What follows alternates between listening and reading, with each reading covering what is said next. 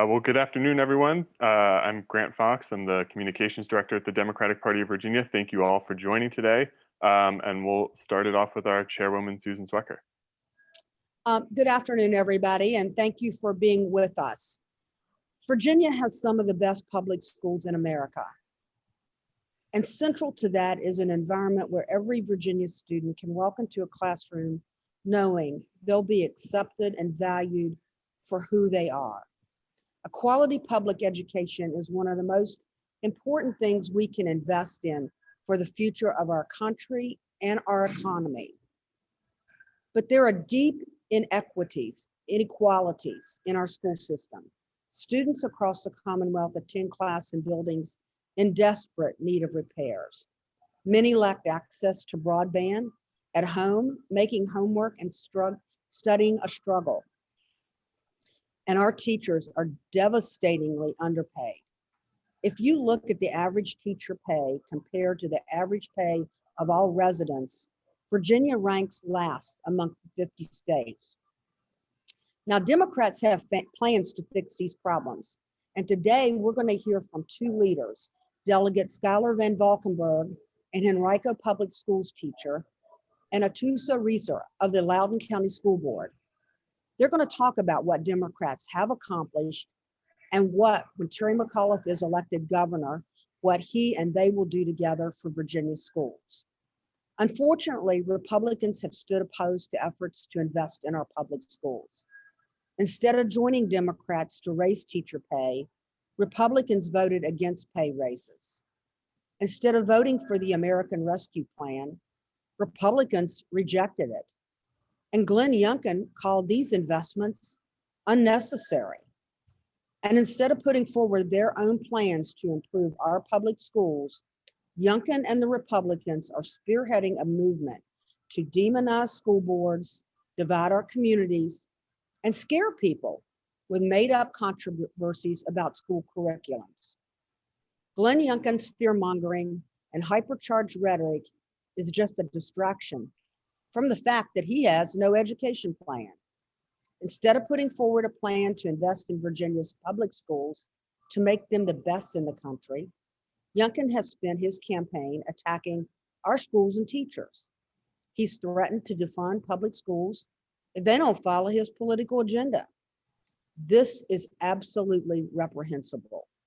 Our schools and teachers need more resources to help our students succeed. But Youngkin wants to play politics with money that helps everyday Virginians reach their full potential, while he sends his kids to private school. As Youngkin plans to hold a rally today outside of that same building where violence broke out at a Loudoun School Board meeting last week, it's important to highlight where he stands and what Democrats plan to do to make sure Virginia has the best public schools in the country. We can't leave our children and our teachers in the hands of someone who has threatened to defund our public schools. We saw in Loudoun County just last week that attacking our schools' leaders leads to violence, hatred, and death threats launched against public servants. The Ku Klux Klan has distributed flyers against the Fairfax and Loudoun school boards. But Youngkin has done nothing to turn down the temperature. Instead, he's only encouraged these disgusting protests more. With that, I'd like to introduce Delegate Van Valkenburg of Henrico County, who will discuss Virginia Democrats' education agenda and everything we've delivered so far for students and teachers across the Commonwealth. Delegate Van Valkenburg. Thanks, Susan. Yeah, I think it's important to start with where we were, right? So in 2017, when I decided to get into the race to run for the House of Delegates, the main reason I got in was we had spent a decade in the wilderness as a state when it came to public education. A decade after the Great Recession, we had funding levels that were still lower than before the recession. We saw buildings start to crumble. We saw class sizes get bigger. We saw special education course loads grow and grow as our support staff dwindled. And the state wasn't interested in getting in the game. And in the last 2 years, the state of Virginia, the Commonwealth of Virginia, has gotten back in the game. We have started the process of fully funding schools. We have added money to the at-risk add-on for the schools that need it the most. We have provided money to open safely when, we had a pandemic. We have added school counselors. We've given teachers pay raises. We have gotten the state back in the game of providing every kid with the opportunity for a world-class education. And so it's important to remember that context.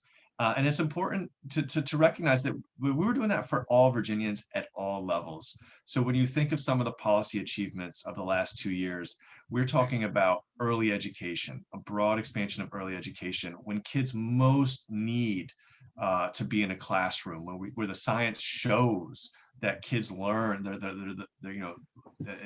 their brains are just firing, and when parents need it to go to work. We saw the community college level, the G3 program we pushed to make sure we were matching people in their education with the skills that were needed in the economy. And we saw it with broadband investments, over $100 million that made sure that kids had access to the internet, which of course became even more important when the pandemic hit and we were all at home for a while. And so Democrats have delivered. After a decade in which the Republicans allowed the system to decay, we have started to make it robust again. And we have started to make sure that all corners of the Commonwealth have access to a world education. And moving forward, I think the things that are really exciting is we're doubling down on those fundamentals, the things that people care about. We are doubling down on expanding early education to more and more 3 and 4 year olds. We are doubling down on broadband access. We are doubling down on investing in schools. Terry McAuliffe has called for $2 billion in investments.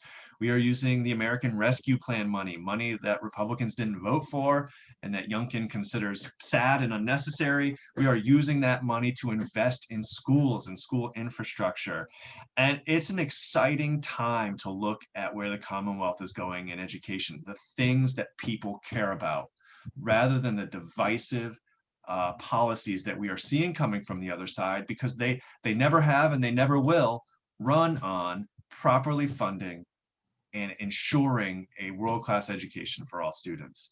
And so just to kind of close with why all this matters, when you look at why does all this matter, why does the programming we've done, why does the policies we've accomplished, and why do the proposals we have for moving forward, why do they matter? Well, they matter because they're the core to being a well-run Commonwealth. It's why big businesses like Amazon or Altria or Micron move to Virginia. It's the reason why small businesses stay rooted in their communities like Henrico. It's the reason why our economy is able to succeed and grow. It keeps families in Virginia. People want their kids to grow up and have the opportunities that they didn't have. And investing in education keeps families here. And it ensures that our communities thrive, whether you're talking about public safety or you're talking about recreation or you're talking about good job opportunities. It is the foundation to strong communities. And so Democrats have accomplished and continue to pursue the policies that lead to a world-class education for all students, while our opposition continues to have no plans and when governing showed no interest in those goals, and instead seek to divide us with lies, made up issues, and policies that seek to divide the Commonwealth rather than bring us together. And so I am excited by where we are going. I'm excited by where we've been. And I think we have an education plan that would rival any education plan across the country. And so with that, I'll kick it back to Susan. Thank you, Delegate Van Valkenburg. And now, I apologize for a little bit of the noise you might hear in the background. You know what it's like when we're trying to do these press conferences on the road. I tried to find a quiet place, but I might not quite have succeeded. But now I'd like to introduce Atusa Reeser, the Vice Chair of the Loudoun County School Board, a classroom volunteer, PTA leader, an attorney who serves as a guardian ad litem in cases representing the best interests of the children. Thank you, Susan. Reeser. Thank you, Susan. Thank you for having me today. Tonight, Glenn Youngkin will be staging a rally outside of the building where the Loudoun County School Board meets. And last week at that same building, our meeting was disrupted by violence from school board opponents. My colleagues and I have been receiving death threats for months now because of an organized campaign from political operatives who have been targeting our school board. By creating controversies to score political points, they're making it harder for us to do our jobs, which is to protect the diverse student body of Loudoun schools. Despite the many challenges of this year, our school board has worked hard to do incredible things to make our schools more welcoming and inclusive for all of the students and our staff. Here's a short list of what we've accomplished. We've been supporting students with a newly formed mental health task force that will help with the transition back to a regular school year. We've been able to increase counselor ratios. We've been able to give immediate and continuous food delivery for all students during the pandemic and after.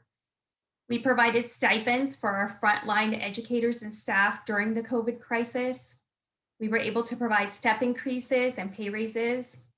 We were able to cover the cost of AP tests and magnet school applications for all of our students.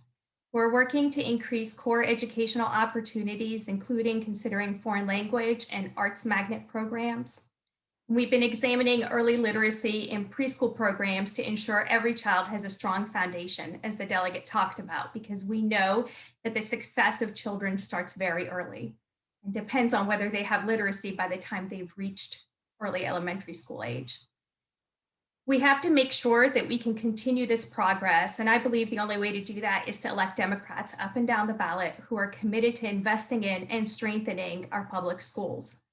As school board members, we know that our job is to serve the students, and the way we do that is to make sure they feel welcome in every single classroom that they walk into.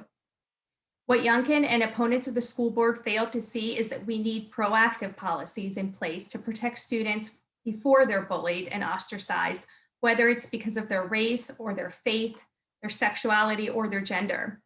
Opponents of the school board may be more interested in scoring political points than listening to students, but we're committed to making our schools stronger and more inclusive regardless of the attacks. Youngkin and his political allies should stop playing politics with our students' education. What we saw in last week won't be the last incident. We know that. The outbursts are going to continue until people in leadership positions stop stoking division with conspiracy theories about school boards. The use of our students and families as political pawns is despicable. The threats of violence against school board members are horrific and they're real. This has to stop. We need to be able to do our job. Please let us focus on educating the kids rather than using them as a wedge issue. I want to call on Glenn Youngkin, for the sake of the teachers and the children, to please turn down the temperature and stop the rhetoric.